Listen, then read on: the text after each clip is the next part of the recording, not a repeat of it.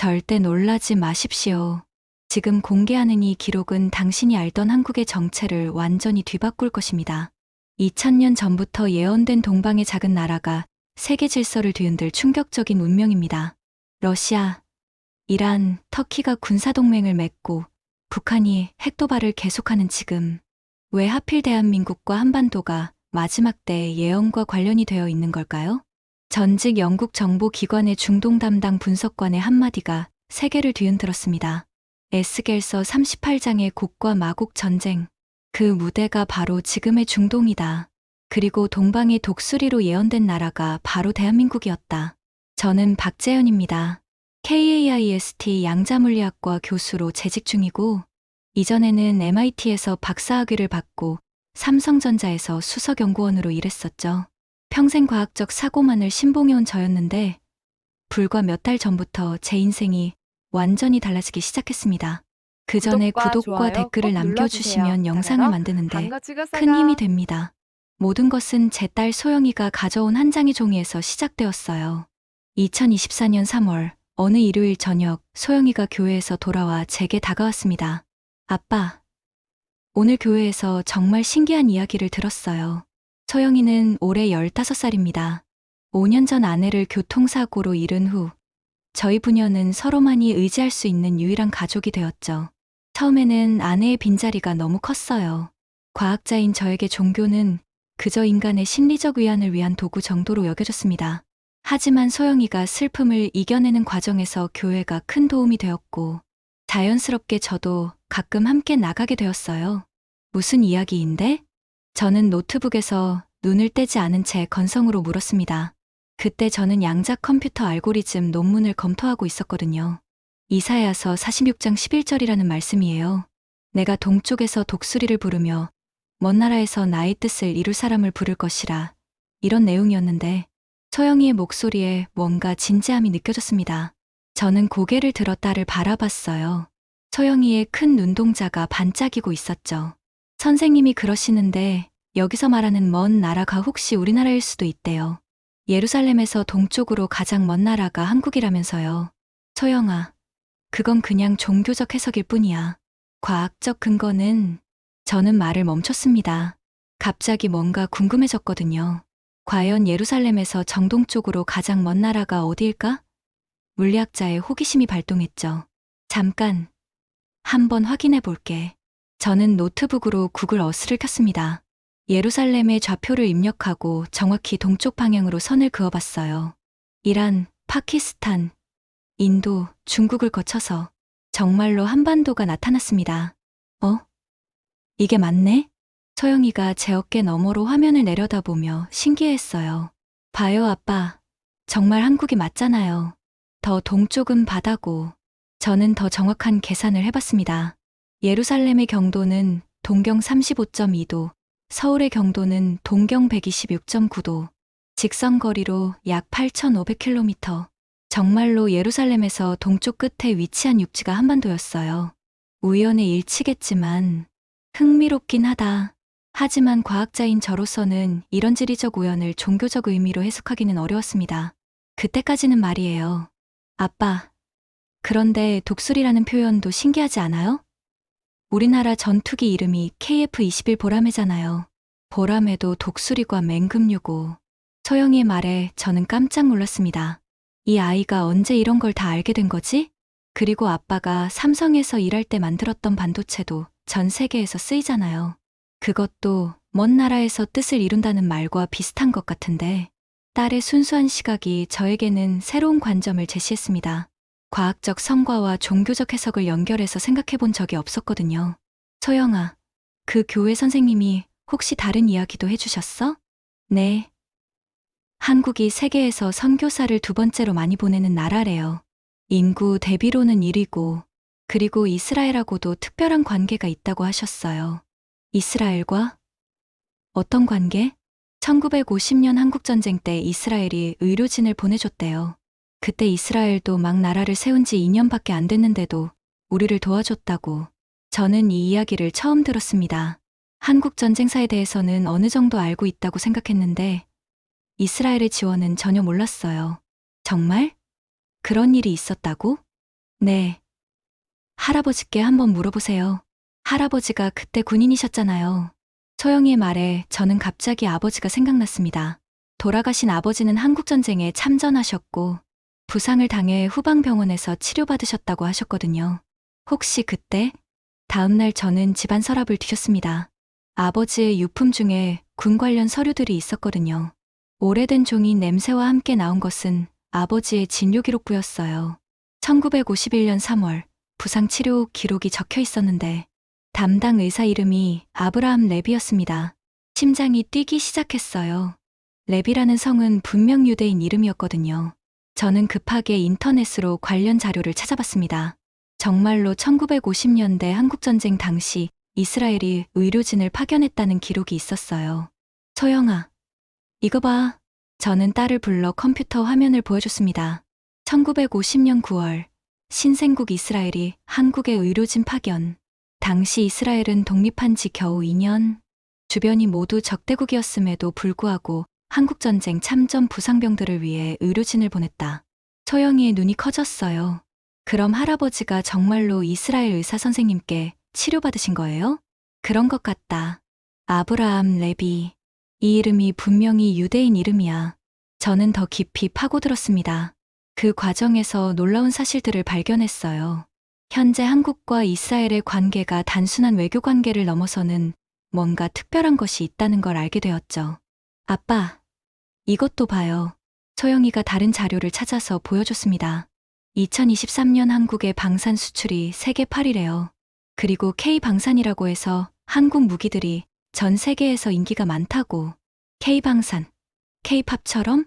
네, K9 자주포, K2 전차 이런 게 유럽 여러 나라에서 구매하고 있대요.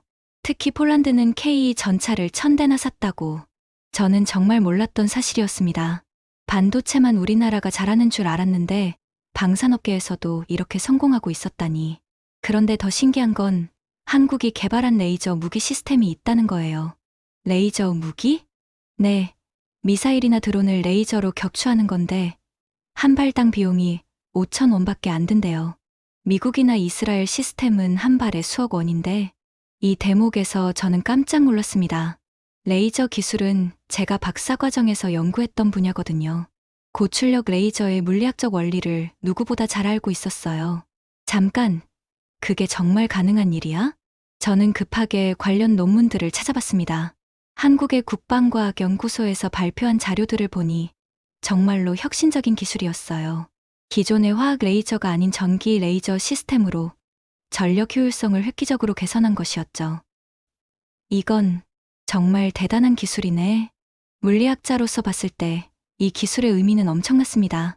방어 비용을 1000분의 1로 줄일 수 있다면 전쟁의 양상 자체가 바뀔 수 있거든요. 아빠, 그럼 정말로 우리나라가 동쪽에서 온 독수리일 수도 있는 거 아니에요? 소영이의 질문에 저는 말문이 막혔습니다. 과학자로서는 종교적 해석을 쉽게 받아들일 수 없었지만 이 모든 우연의 일치가 그냥 우연일까 하는 의문이 들기 시작했어요. 그날 밤, 저는 잠을 이룰 수 없었습니다. 머릿속에서 여러 생각들이 맴돌았어요. 예루살렘에서 동쪽 끝의 한국, 70년 전 이스라엘의 도움, 현재 한국의 방산 기술, 그리고 소영이가 말한 성경 구절까지. 다음날 아침, 저는 결심했습니다. 소영아, 아빠가 이번에 이스라엘 학회에 참석하게 됐다. 정말요? 언제요? 다음 달, 텔아비브에서 양자물리학 국제학회가 열려. 원래는 안 갈 생각이었는데 혹시 거기서 더 알아보실 거예요? 소영이의 눈이 다시 반짝였습니다. 그럴지도 모르겠다. 과학자로서 궁금한 게 너무 많아졌어. 사실 저는 이미 그 학회에 초청받은 상태였어요. 양자 컴퓨터 관련 발표를 해달라는 요청이었죠. 하지만 바쁘다는 핑계로 거절하려던 참이었는데 소영이의 이야기를 들은 후 마음이 바뀌었습니다. 아빠, 그럼 거기서 혹시 이스라엘 사람들한테 70년 전 이야기도 물어보세요. 그래, 그것도 한번 알아볼게. 그 순간 저는 알았습니다. 이 여행이 단순한 학회 참석이 아닐 거라는 걸. 뭔가 더 큰 의미가 있을 거라는 예감이 들었어요. 학회 준비를 하면서 저는 더 많은 자료를 찾아봤습니다. 한국과 이스라엘의 현재 관계, 양국의 기술 협력, 그리고 중동 정세까지. 알아볼수록 놀라운 사실들이 계속 나왔어요. 특히 한국의 방산 기술이 유럽에서 러시아를 견제하는데 핵심적인 역할을 하고 있다는 사실이었습니다. 폴란드가 구매한 K2 전차와 K9 자주포가 실제로 러시아 위협에 대응하기 위한 것이었거든요. 이상하다. 왜 지금 이 시점에 이런 일들이 일어나는 걸까? 소영이가 가져온 작은 호기심이 저를 거대한 퍼즐 앞에 세워놓은 것 같았습니다. 그리고 그 퍼즐의 첫 번째 조각이 이스라엘에 있을 것 같은 강한 예감이 들었어요.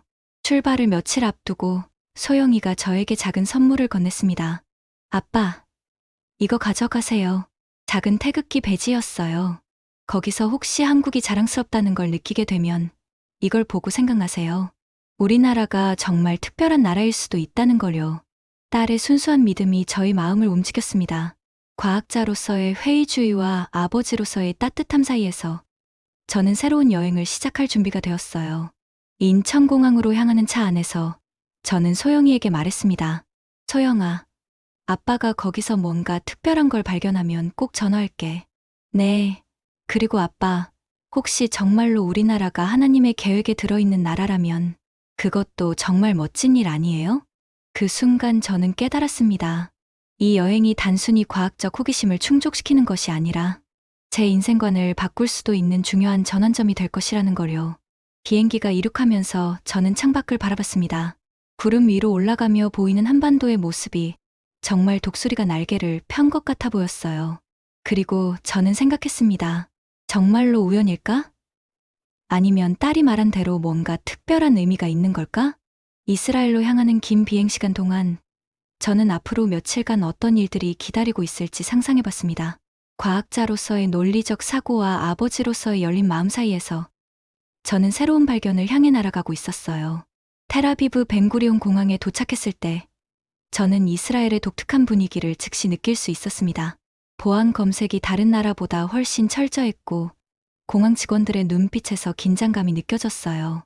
하지만 동시에 활기찬 에너지도 있었죠. 닥터 박, 웰컴 투 이스라엘. 짐을 찾고 나오는데 누군가 저를 부르는 소리가 들렸습니다. 돌아보니 50대 정도로 보이는 수염난 남성이 손을 흔들고 있었어요. 안녕하세요. 박재현입니다. 아브라함 코엔입니다. 벤구리온 대학 물리학과 교수죠. 이번 학회에서 당신의 발표를 정말 기대하고 있었습니다. 아브라함 코엔. 그 이름을 들은 순간 심장이 뛰었습니다. 아버지의 진료기록부에서 봤던 아브라함 레비와 같은 이름이었거든요. 혹시 실례가 안 된다면 아브라함이라는 이름이 이스라엘에서는 흔한 이름인가요? 코엔 교수가 웃으며 답했습니다. 물론이죠. 아브라함은 우리 민족의 조상이니까요. 제 할아버지도 아브라함이었고 증조할아버지도 아브라함이었어요. 그럼 혹시 1950년대에 한국에 오신 아브라함 레비라는 의사를 아시나요? 코엔 교수의 표정이 갑자기 진지해졌습니다. 레비 선생님을 어떻게 아시죠? 제 아버지가 한국전쟁 때 그분께 치료받으셨거든요. 세상에, 정말입니까? 코엔 교수가 놀라며 저를 바라봤어요. 아브라함 레비는 제 삼촌입니다. 지금은 돌아가셨지만 생전에 한국에서의 경험을 자주 이야기해 주셨어요. 이 순간 저는 소름이 돋았습니다.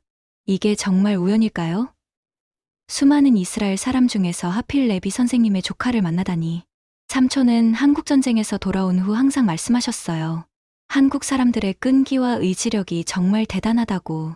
그리고 언젠가 한국이 세계를 놀라게 할 거라고 예언하기도 하셨죠. 공항에서 나오는 길에 코엔 교수는 더 많은 이야기를 들려줬습니다. 삼촌 아브라함 레비는 1951년에 한국에 갔어요.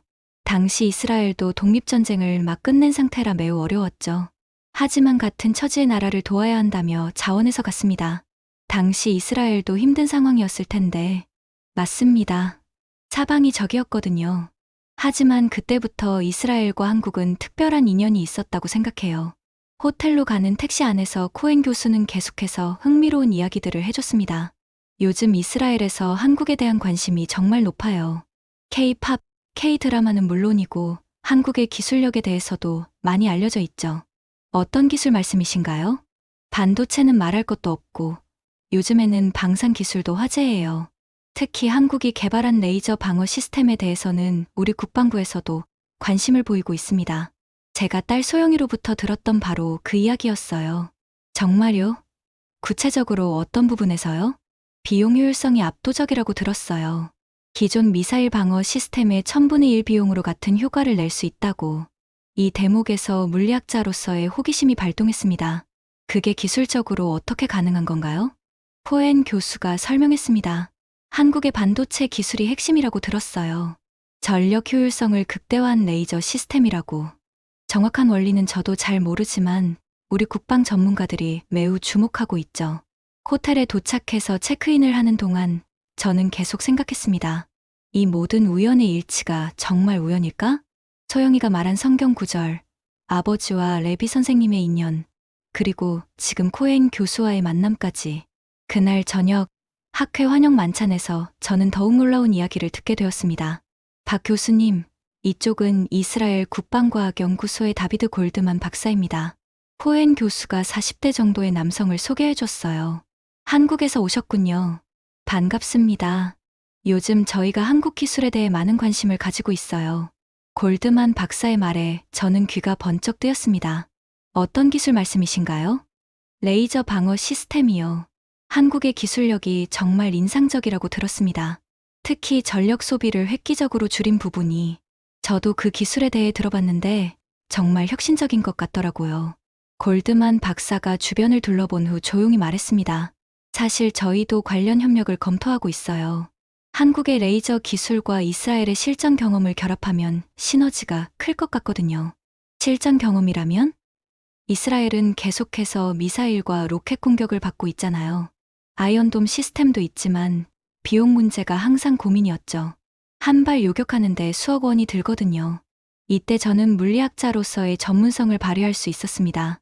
레이저 시스템의 장점은 탄약이 필요 없다는 거죠. 전력만 있으면 계속 사용할 수 있고. 맞습니다. 그래서 한국 기술에 주목하고 있는 거예요. 듣기로는 한 발 요격 비용이 몇천 원 수준이라고. 골드만 박사와 이야기를 나누면서 저는 한국 기술의 놀라운 수준을 새삼 깨달았습니다. 그동안 반도체만 잘한다고 생각했는데 방산 분야에서도 세계 최고 수준이었던 거예요. 그런데 한국과 이스라엘의 인연이 꽤 깊다고 들었습니다. 어떤 인연 말씀이신가요? 1950년대 한국전쟁 때 이스라엘이 의료 지원을 했다고. 제 아버지도 그때 이스라엘 의사분께 치료받으셨거든요. 골드만 박사의 눈이 커졌습니다. 정말요? 그럼 70년 전 인연이 지금까지 이어지고 있는 셈이네요. 그런 셈이죠. 당시 도움을 받은 나라가 이제는 기술로 보답하는 멋진 이야기네요. 실제로 요즘 한국 기업들이 이스라엘에 많은 투자를 하고 있어요. 삼성, LG, SK 모두 이스라엘 스타트업에 투자하고 있죠. 만찬이 끝난 후 저는 호텔 방에서 딸 소영이에게 전화를 걸었습니다. 소영아, 아빠야, 아빠, 어떠세요? 뭔가 특별한 거 발견하셨어요? 소영이의 목소리에서 설렘이 느껴졌어요. 정말 놀라운 일들이 일어나고 있어. 할아버지를 치료해준 레비 선생님의 조카를 만났어. 정말요? 세상이 얼마나 좁아요. 그것뿐만 아니야. 이스라엘 사람들이 우리나라 기술에 대해 정말 관심이 많더라. 특히 내가 말했던 레이저 방어 시스템 말이야. 와, 그럼 정말로 우리나라가 동쪽에서 온 독수리일 수도 있는 거네요. 딸의 순수한 믿음이 저에게는 새로운 힘이 되었습니다. 아직 확실한 건 아니지만 분명 뭔가 특별한 의미가 있는 것 같아. 아빠, 내일 발표 잘하세요. 그리고 더 많은 이야기 들으면 또 전화해주세요. 전화를 끊고 나서 저는 창밖을 바라봤습니다. 텔아비브의 야경이 아름답게 펼쳐져 있었어요. 지중해의 푸른 바다와 현대적인 건물들이 조화롭게 어우러진 모습이 마치 한국의 부산이나 인천과 비슷해 보였죠. 그때 갑자기 깨달았습니다. 한국과 이스라엘, 두 나라 모두 작은 영토에 바다를 끼고 있는 나라라는 것. 그리고 둘 다 강대국들 사이에서 살아남기 위해 기술과 지혜로 무장해야 했던 민족이라는 점이요. 다음날 아침 학회장에 도착하니 제 발표에 대한 관심이 예상보다 훨씬 높았습니다. 한국의 양자 컴퓨터 기술에 대해 듣고 싶어하는 사람들이 많아요. 코엔 교수가 말했습니다. 특히 삼성과 SK에서 개발하고 있는 양자 컴퓨터가 IBM이나 구글과 다른 접근법을 쓴다고 들었는데 그 부분에 대해 많이 궁금해해요. 제 발표 시간이 되었을 때 강당은 거의 만석이었습니다. 예상보다 훨씬 많은 사람들이 관심을 보인 거죠. 안녕하세요. 박재현입니다. 오늘 한국의 양자 컴퓨터 개발 현황에 대해 말씀드리겠습니다. 발표를 시작하면서 저는 한국 기술의 독창성에 대해 설명했습니다. 서구의 접근법과는 다른 동양적 사고에서 나온 창의적 해결책들을 말이에요. 한국의 양자 컴퓨터는 기존의 초전도 방식이 아닌 실리콘 기반 양자점을 이용합니다. 이는 기존 반도체 기술과의 호환성을 극대화한 접근법이죠. 청중들의 반응이 뜨거웠어요. 특히 실용성과 경제성을 중시하는 한국적 접근법에 대해 많은 질문이 나왔습니다. 교수님, 한국의 기술 철학이 궁금합니다. 서구와 어떤 차이가 있나요? 한 청중이 질문했습니다. 좋은 질문이네요. 서구는 기술의 완벽성을 추구하는 경향이 있다면 한국은 실용성과 효율성을 중시합니다. 완벽하지 않더라도 당장 쓸 수 있고 비용 효과적인 해결책을 찾는 거죠. 그래서 한국 기술이 시장에서 성공하는 건가요? 그렇습니다. 반도체, 조선, 자동차, 그리고 최근의 방산 기술까지 모두 실용성에 기반한 접근법의 결과라고 생각해요. 발표가 끝난 후 여러 사람들이 저에게 다가왔습니다. 그 중에서도 특히 인상적이었던 것은 한 노인의 이야기였어요. 저는 요실 라빈입니다. 은퇴한 군인이죠. 80대 정도로 보이는 노인이 저에게 말을 걸었습니다. 교수님 발표를 들으니 옛날 생각이 나네요. 1950년대에 저도 한국에 갔었거든요. 정말요? 의료진으로요? 아니요. 저는 군사 고문으로 갔었어요. 당시 한국군의 전술을 도와주러. 라빈 씨의 이야기는 충격적이었습니다. 이스라엘이 의료 지원뿐만 아니라 군사 고문까지 보냈다는 사실을 처음 알았거든요. 그때 한국 군인들을 보면서 정말 놀랐어요. 절대 포기하지 않는 정신력이 마치 우리 유대민족과 비슷하다고 생각했죠. 어떤 면에서요? 오랜 시간 고난을 겪으면서도 희망을 잃지 않는 것, 그리고 교육을 통해 미래를 개척하려는 의지. 당시 한국 사람들에게서 그런 걸 봤어요. 라빈 씨는 계속해서 흥미로운 이야기를 들려줬습니다. 제가 한국에서 돌아온 후에 예언했어요. 언젠가 한국이 세계를 놀라게 할 거라고. 그때는 아무도 믿지 않았지만 지금은 어떻게 생각하세요? 제 예언이 맞았죠. K-팝, 반도체, 이제는 방산 기술까지. 한국이 정말 세계를 놀라게 하고 있잖아요. 그날 오후 저는 코엔 교수의 안내로 이스라엘의 첨단 기술 단지를 견학했습니다. 여기가 이스라엘의 실리콘밸리라고 불리는 곳이에요. 수많은 스타트업과 연구소들이 몰려 있었습니다. 그런데 놀랍게도 한국 기업들의 간판이 곳곳에 보였어요. 삼성, LG, 네이버, 한국 기업들이 이렇게 많이 진출해 있는 줄 몰랐네요. 요즘 이스라엘 스타트업들이 한국 시장을 주목하고 있어요. 특히 AI와 사이버 보안 분야에서 한 스타트업을 방문했을 때 더욱 놀라운 이야기를 들었습니다. 저희 기술이 한국의 K 방산과 결합될 가능성을 검토하고 있어요. 그 회사의 CEO가 설명했습니다. 한국의 하드웨어 기술과 이스라엘의 소프트웨어 기술이 만나면 정말 대단한 시너지가 날 것 같거든요. 구체적으로 어떤 분야에서요? 드론 방어 시스템이요. 한국의 레이저 기술에 우리의 AI 탐지 시스템을 결합하면 그 순간 저는 깨달았습니다. 이것이 바로 소영이가 말한 먼 나라에서 뜻을 이룬다는 말의 의미일 수도 있겠다고 말이에요. 저녁에 호텔로 돌아와서 저는 다시 소영이에게 전화를 걸었습니다. 소영아, 정말 신기한 일들이 계속 일어나고 있어. 어떤 일이요? 70년 전에 이스라엘이 우리를 도와줬는데 지금은 우리가 기술로 이스라엘을 도울 수 있게 된 거야.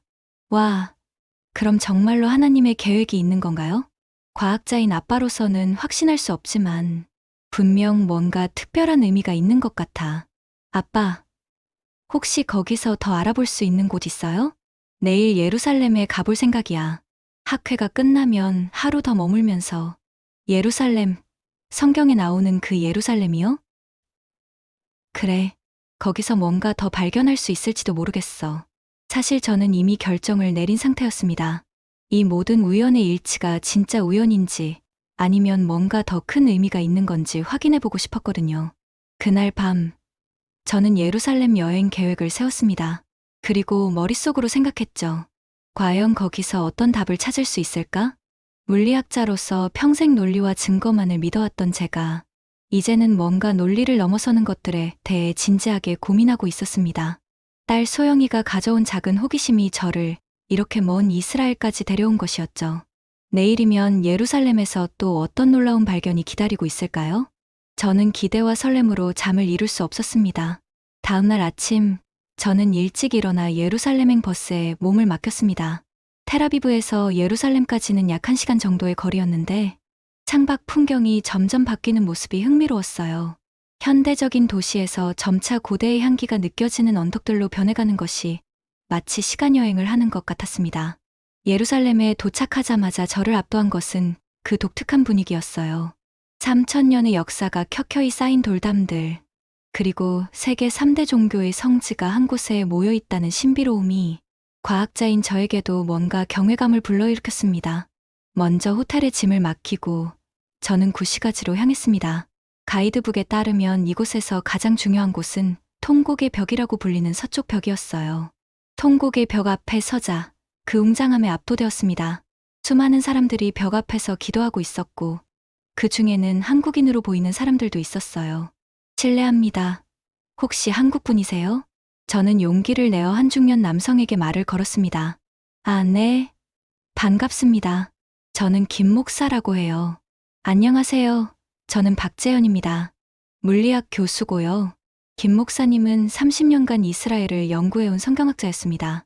교수님께서 이곳에 오신 특별한 이유가 있으신가요? 저는 지금까지의 경험들을 김 목사님께 이야기했습니다. 아버지의 병을 치료해준 레비 선생님, 그의 조카 코엔 교수와의 만남, 그리고 딸이 말한 동쪽에서 온 독수리에 대해서 말이에요.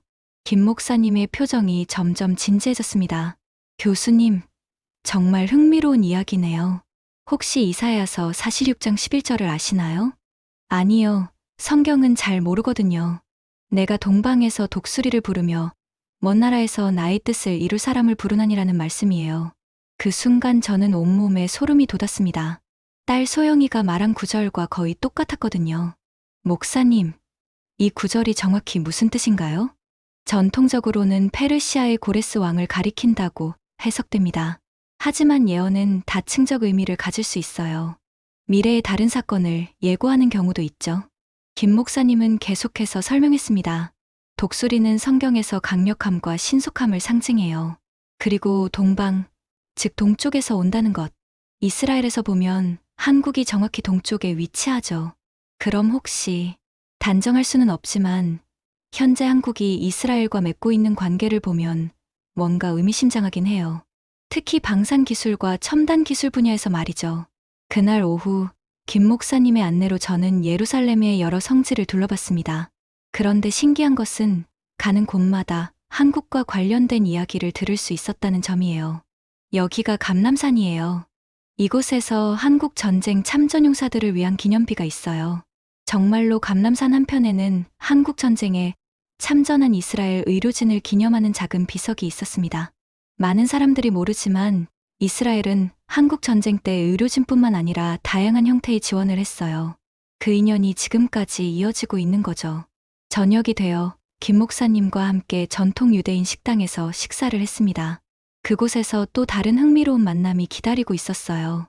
교수님, 저쪽 테이블에 앉은 분이 한국말 하시는 것 같은데요. 정말로 옆 테이블에서 한국어가 들려왔습니다. 저는 그쪽으로 다가갔죠.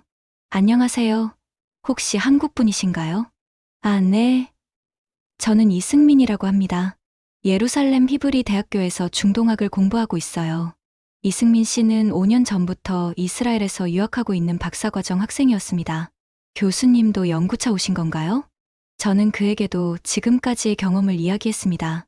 그런데 이승민 씨의 반응이 예상과 달랐어요. 교수님, 정말 신기한 우연이네요. 제가 바로 한 이스라엘 관계에 대해 연구하고 있거든요. 어떤 관계요? 최근 제가 발견한 자료에 따르면 1970년대부터 한국과 이스라엘 사이에 비공식적인 기술 교류가 있었어요. 특히 방산 분야에서 말이죠. 이승민 씨가 들려준 이야기는 정말 놀라웠습니다. 한국의 초기 미사일 기술 개발에 이스라엘의 도움이 있었고, 반대로 한국의 조선 기술이 이스라엘 해군에 도움을 주기도 했어요. 하지만 이런 사실들은 대부분 기밀로 분류되어 있죠. 지금은 어떤 상황인가요? 지금은 더욱 공개적이고 체계적으로 협력하고 있어요. 특히 AI, 사이버 보안, 그리고 방산 기술 분야에서 어떤 면에서는 한국이 이스라엘의 가장 중요한 아시아 파트너가 되고 있다고 볼 수 있어요. 그날 밤 호텔에 돌아와서 저는 또다시 소영이에게 전화를 걸었습니다. 소영아, 정말 믿을 수 없는 하루였어. 어떤 일이 있었어요? 성경에 정말로 동쪽에서 온 독수리에 대한 예언이 있더라. 그리고 여기서 만난 사람들이 모두 한국과 이스라엘의 특별한 관계에 대해 이야기하고 있어. 와, 그럼 정말로 하나님의 계획이 맞는 거네요. 딸의 순수한 믿음에 저는 미소를 지었습니다. 과학자로서는 여전히 의문이 많았지만 이 모든 우연의 일치들이 단순한 우연만은 아닐 것 같다는 생각이 들었어요. 아빠, 내일은 뭘 하실 거예요? 내일은 이스라엘 과학기술부를 방문할 예정이야. 코엔 교수가 소개해준 분을 만나기로 했거든. 더 재미있는 이야기가 나올 것 같아요. 전화를 끊고 저는 예루살렘의 야경을 바라보며 생각에 잠겼습니다. 아버지가 받은 치료에서 시작된 이 여행이 이렇게 깊은 역사와 의미를 가진 이야기로 발전할 줄이야. 내일이면 이 신비로운 여행의 마지막 퍼즐 조각을 찾을 수 있을까요? 저는 기대와 함께 잠들었습니다. 다음 날 아침, 저는 일찍 일어나 예루살렘행 버스에 몸을 맡겼습니다. 텔아비브에서 예루살렘까지는 약 1시간 정도의 거리였는데 창밖 풍경이 점점 바뀌는 모습이 흥미로웠어요. 현대적인 도시에서 점차 고대의 향기가 느껴지는 언덕들로 변해가는 것이 마치 시간여행을 하는 것 같았습니다. 예루살렘에 도착하자마자 저를 압도한 것은 그 독특한 분위기였어요. 3000년의 역사가 켜켜이 쌓인 돌담들, 그리고 세계 3대 종교의 성지가 한 곳에 모여 있다는 신비로움이 과학자인 저에게도 뭔가 경외감을 불러일으켰습니다. 먼저 호텔에 짐을 맡기고 저는 구시가지로 향했습니다. 가이드북에 따르면 이곳에서 가장 중요한 곳은 통곡의 벽이라고 불리는 서쪽 벽이었어요. 통곡의 벽 앞에 서자 그 웅장함에 압도되었습니다. 수많은 사람들이 벽 앞에서 기도하고 있었고 그 중에는 한국인으로 보이는 사람들도 있었어요. 실례합니다. 혹시 한국분이세요? 저는 용기를 내어 한 중년 남성에게 말을 걸었습니다. 아, 네. 반갑습니다. 저는 김 목사라고 해요. 안녕하세요. 저는 박재현입니다. 물리학 교수고요. 김 목사님은 30년간 이스라엘을 연구해온 성경학자였습니다. 교수님께서 이곳에 오신 특별한 이유가 있으신가요? 저는 지금까지의 경험들을 김 목사님께 이야기했습니다. 할아버지의 병을 치료해준 레비 선생님, 그의 조카 코엔 교수와의 만남, 그리고 딸이 말한 동쪽에서 온 독수리에 대해서 말이에요. 김 목사님의 표정이 점점 진지해졌습니다. 교수님, 정말 흥미로운 이야기네요. 혹시 이사야서 46장 11절을 아시나요? 아니요, 성경은 잘 모르거든요. 내가 동방에서 독수리를 부르며 먼 나라에서 나의 뜻을 이룰 사람을 부르나니라는 말씀이에요. 그 순간 저는 온몸에 소름이 돋았습니다. 딸 소영이가 말한 구절과 거의 똑같았거든요. 목사님, 이 구절이 정확히 무슨 뜻인가요? 전통적으로는 페르시아의 고레스 왕을 가리킨다고 해석됩니다. 하지만 예언은 다층적 의미를 가질 수 있어요. 미래의 다른 사건을 예고하는 경우도 있죠. 김 목사님은 계속해서 설명했습니다. 독수리는 성경에서 강력함과 신속함을 상징해요.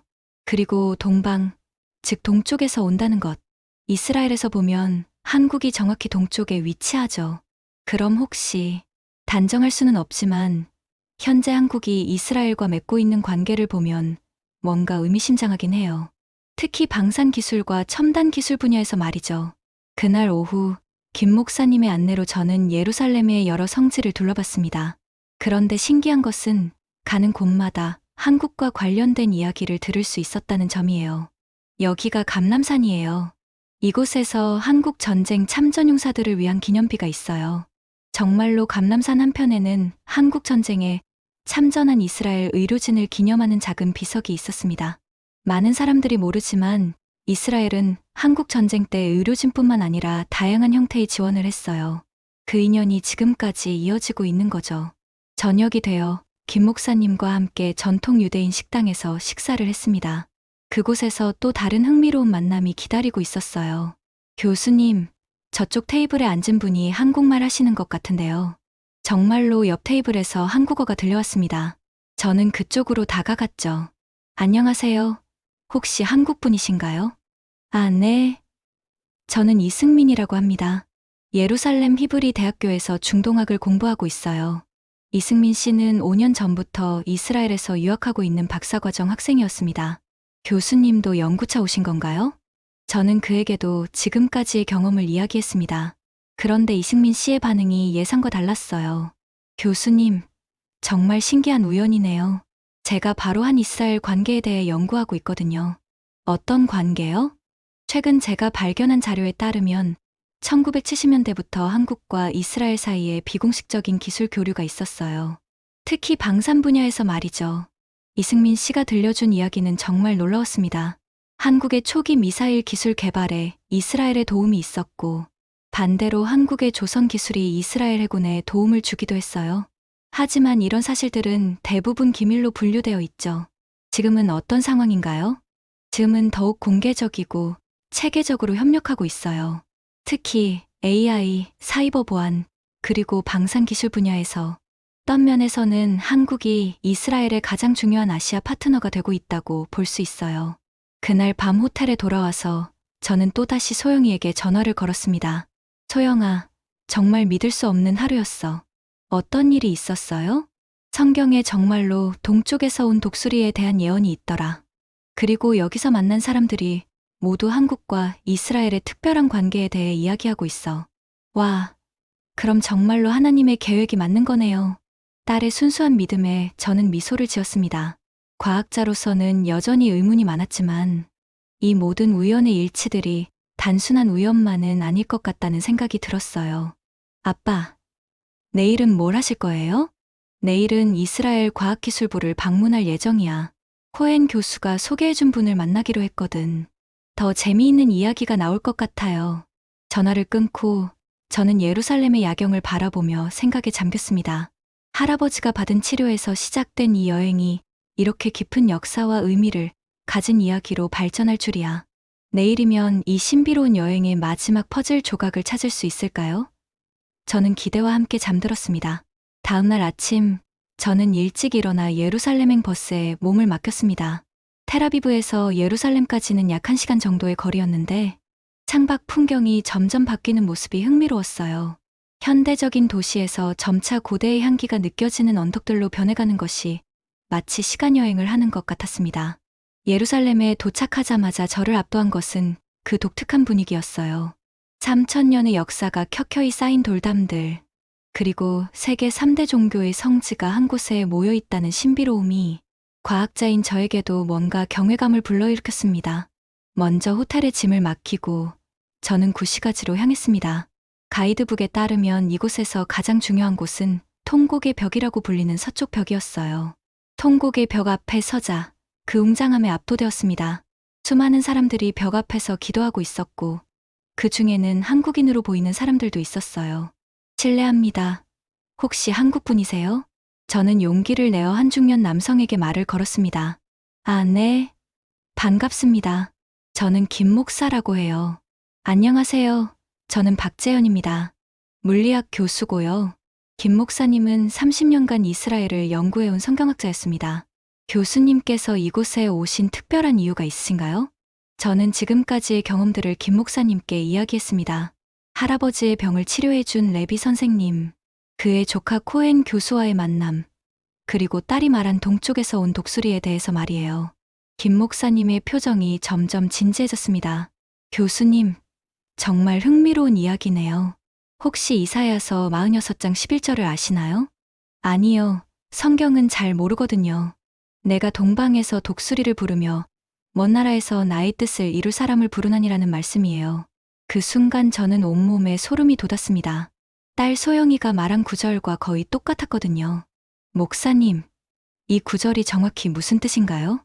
전통적으로는 페르시아의 고레스 왕을 가리킨다고 해석됩니다. 하지만 예언은 다층적 의미를 가질 수 있어요. 미래의 다른 사건을 예고하는 경우도 있죠. 김 목사님은 계속해서 설명했습니다. 독수리는 성경에서 강력함과 신속함을 상징해요. 그리고 동방, 즉 동쪽에서 온다는 것. 이스라엘에서 보면 한국이 정확히 동쪽에 위치하죠. 그럼 혹시 단정할 수는 없지만 현재 한국이 이스라엘과 맺고 있는 관계를 보면 뭔가 의미심장하긴 해요. 특히 방산 기술과 첨단 기술 분야에서 말이죠. 그날 오후 김 목사님의 안내로 저는 예루살렘의 여러 성지를 둘러봤습니다. 그런데 신기한 것은 가는 곳마다 한국과 관련된 이야기를 들을 수 있었다는 점이에요. 여기가 감람산이에요. 이곳에서 한국 전쟁 참전용사들을 위한 기념비가 있어요. 정말로 감람산 한편에는 한국 전쟁에 참전한 이스라엘 의료진을 기념하는 작은 비석이 있었습니다. 많은 사람들이 모르지만 이스라엘은 한국 전쟁 때 의료진뿐만 아니라 다양한 형태의 지원을 했어요. 그 인연이 지금까지 이어지고 있는 거죠. 저녁이 되어 김 목사님과 함께 전통 유대인 식당에서 식사를 했습니다. 그곳에서 또 다른 흥미로운 만남이 기다리고 있었어요. 교수님, 저쪽 테이블에 앉은 분이 한국말 하시는 것 같은데요. 정말로 옆 테이블에서 한국어가 들려왔습니다. 저는 그쪽으로 다가갔죠. 안녕하세요. 혹시 한국 분이신가요? 아, 네. 저는 이승민이라고 합니다. 예루살렘 히브리 대학교에서 중동학을 공부하고 있어요. 이승민 씨는 5년 전부터 이스라엘에서 유학하고 있는 박사과정 학생이었습니다. 교수님도 연구차 오신 건가요? 저는 그에게도 지금까지의 경험을 이야기했습니다. 그런데 이승민 씨의 반응이 예상과 달랐어요. 교수님, 정말 신기한 우연이네요. 제가 바로 한 이스라엘 관계에 대해 연구하고 있거든요. 어떤 관계요? 최근 제가 발견한 자료에 따르면 1970년대부터 한국과 이스라엘 사이에 비공식적인 기술 교류가 있었어요. 특히 방산 분야에서 말이죠. 이승민 씨가 들려준 이야기는 정말 놀라웠습니다. 한국의 초기 미사일 기술 개발에 이스라엘의 도움이 있었고, 반대로 한국의 조선 기술이 이스라엘 해군에 도움을 주기도 했어요.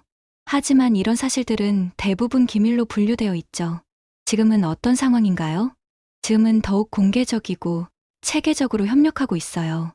특히 AI, 사이버 보안, 그리고 방산 기술 분야에서 어떤 면에서는 한국이 이스라엘의 가장 중요한 아시아 파트너가 되고 있다고 볼 수 있어요.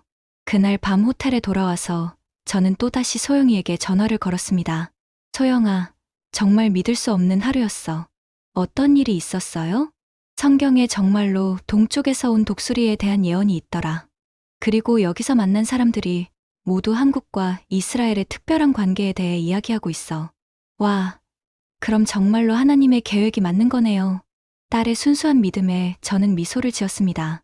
과학자로서는 여전히 의문이 많았지만 이 모든 우연의 일치들이 단순한 우연만은 아닐 것 같다는 생각이 들었어요.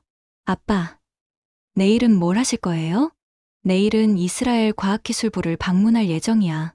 코엔 교수가 소개해준 분을 만나기로 했거든. 더 재미있는 이야기가 나올 것 같아요. 전화를 끊고 저는 예루살렘의 야경을 바라보며 생각에 잠겼습니다. 할아버지가 받은 치료에서 시작된 이 여행이 이렇게 깊은 역사와 의미를 가진 이야기로 발전할 줄이야. 내일이면 이 신비로운 여행의 마지막 퍼즐 조각을 찾을 수 있을까요? 저는 기대와 함께 잠들었습니다. 다음날 아침 일찍 저는 예루살렘에서 텔아비브로 향하는 버스에 몸을 맡겼습니다. 이스라엘 과학기술부는 텔아비브 근교에 위치해 있었거든요. 코엔 교수가 소개해준 분은 이스라엘 과학기술부의 국제협력 담당 국장인 사라 골드스테인 박사였습니다. 그녀는 한국과 이스라엘 간의 기술협력을 총괄하는 책임자였죠. 박 교수님, 코엔 교수로부터 이야기를 많이 들었습니다. 정말 특별한 목적으로 오셨다고 하던데요. 골드스타인 박사는 유창한 영어로 저를 맞아주었습니다. 저는 이번에도 지금까지의 여정을 설명했어요. 흥미롭네요.